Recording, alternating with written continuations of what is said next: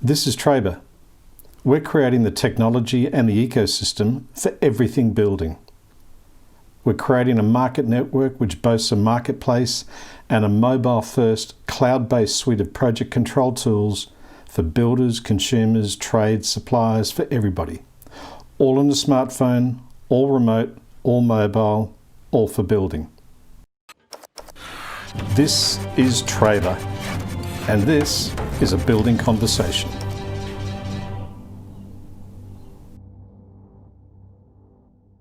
G'day, this is Tony Huxley from Trabr Limited.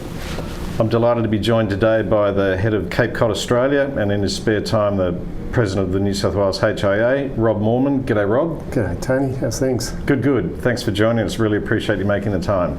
It's often said that the best business relationships are ones that are regarded as partnerships, and no doubt that's more of a mindset than it is a literal thing. But given the scope and value and the role of home building in our society, do you think it's too strong to say that home building hasn't reached the quality of relationship that you call partnerships?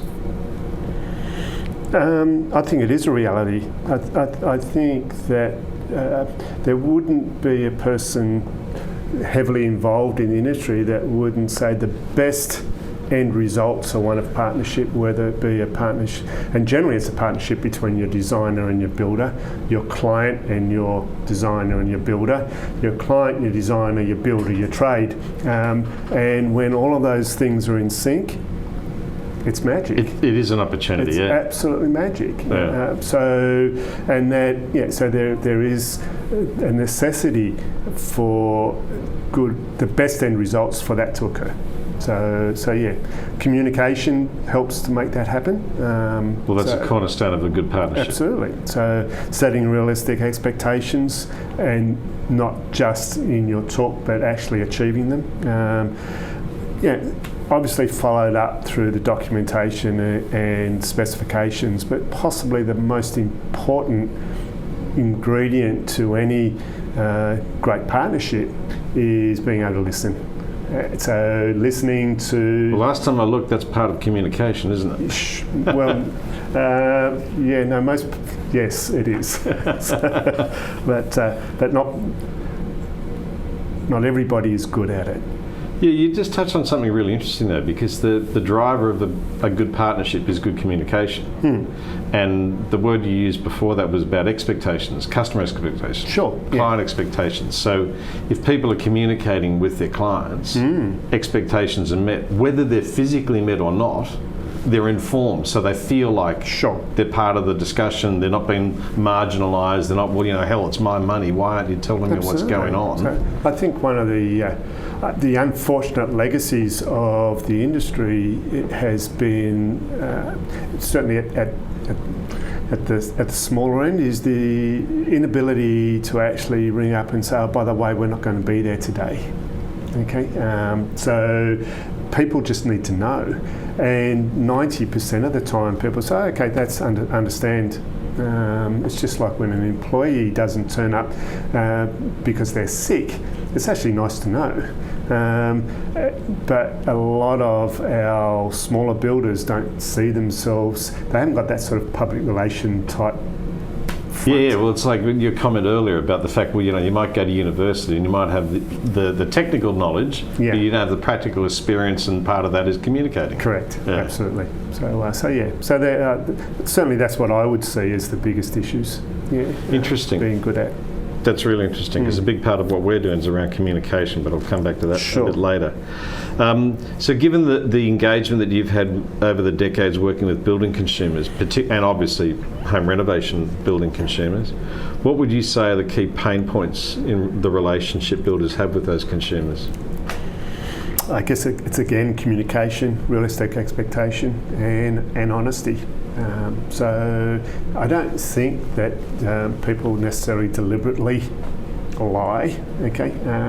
However, I think they're scared to tell the truth, and that is, no, I can't meet that expectation, whether it be a client expectation or a trade's expectation.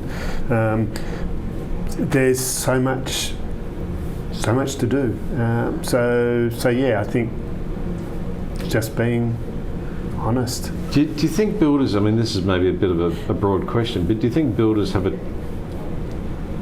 I don't know, I don't want to say problem, but delivering the information, delivering the good news or the bad news is something that they sort of shy away from, or is it? Absolutely. Absolutely. If there was an easier way to deliver the information, it'd probably make things a lot more streamlined or easier for them. Sure, but I don't think that the amount of information that's required to be delivered is quite enormous, and clients, you can't give them all the detail because they wouldn't understand it. Of course, because a lot of it's technical. Correct. Yeah. And then you start to deliver the technical information and they think that you're just trying to baffle them with bullshit.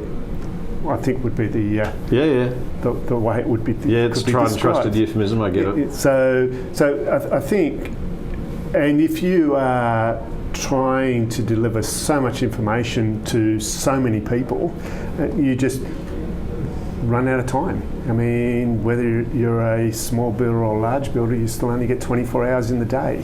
And there's just so much to take in. So visibility and awareness, which is the outcome of communication, that's one of the single biggest pain points for consumers? I think so. Yeah. Interesting. However, you really get confused because we would work very hard on trying to provide people very detailed information in relation to their specifications, contracts on their working drawings, the things to expect or not to expect. A lot of consumers don't actually read all the information that's available to them. They don't ask the questions until it's too late. They think they know, yet they don't. And pride probably takes over. They think they know, so they don't want to expose themselves as being uninformed. And exactly. Yeah. And then you get a builder that thinks, oh, thank God they haven't asked any questions about that because I would have been here for an extra 6 hours. However, that 6 hours could have actually saved them thousands of dollars and thousands of hours of time simply by having attempted to give them the information. So, I mean, it is a real balancing act. We would spend on average 3 to 4 hours to sign a contract with a client after them having the information for at least 2 weeks prior to. Whereas some people try and sign it before you turn up, and I would refuse to leave the house till I've gone through every single page, ask them, here's your chance to ask the questions. But, ask them 10 times, do you understand, do you understand? Correct. So I guess an extension of that then, from all that experience, what would you think, and I guess the answer to this is almost, the house on time and on budget, but putting that to one side, what are the greatest expectations of home consumers today? Greatest needs? Look, I mean, the needs vary because some people actually build for a need. I need to have this, or I need to have that. I understand. So it's a real need. Some people build for convenience because I just want to have myself a better entertaining area or a better. So it's not a need; it is more of a want. Yep. Okay. And then some actually just build because they saw it in a nice magazine and they Instagram or whatever, and exactly because they can. So you really so the needs vary. Therefore, the information that they require will vary. Obviously, then the budgets vary. Knowing up front early what your client wants is really, really important. Okay? I can imagine. Yeah. So again, it starts from not just 2 bedrooms, but like what's the motivation? What is it? Yeah. Absolutely. And we talk about that, and as you need them to be a good listener. Well, as you pointed out before. Is this a need? No doubt. Is this a want? Therefore, that will actually start to give you a good indication of the budgets that they're going to be working for with as well. I think the key to success in that respect, again, will become listening to what's their motivation. Why are they about to do this? So if they've got nowhere else to live, they've got 6 kids and 1 bedroom, fairly simple. That's it. So yeah. But there's other drivers that come into it. So asking the right questions, I guess, is a big part of that too. Yeah, and then listening to the answers, because you don't always get given a necessarily straightforward, honest answer.